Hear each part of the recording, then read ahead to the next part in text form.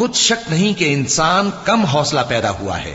جب اسے تکلیف پہنچتی ہے تو گھبرا اٹھتا ہے، اور جب ملتا ہے اس کو مال تو بخیل بن جاتا ہے۔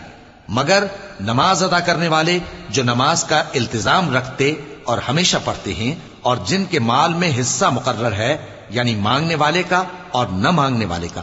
اور جو روز جزا کو سچ سمجھتے ہیں، اور جو اپنے پروردگار کے عذاب سے خوف رکھتے ہیں، بے شک ان کے پروردگار کا عذاب ہے ہی ایسا کہ اس سے بے خوف نہ ہوا جائے۔ اور جو اپنی شرمگاہوں کی حفاظت کرتے ہیں مگر اپنی بیویوں یا باندیوں سے کہ ان کے پاس جانے میں انہیں کچھ ملامت نہیں، اور جو لوگ ان کے سوا اور طریقے ڈھونڈیں تو وہ حد سے نکل جانے والے ہیں، اور جو اپنی امانتوں اور اپنے عہد و پیمان کا پاس کرتے ہیں، اور جو اپنی گواہیوں پر قائم رہتے ہیں، اور جو اپنی نماز کی پابندی کرتے ہیں، یہی لوگ جنتوں میں عزت و اکرام سے ہوں گے۔ تو اے نبی،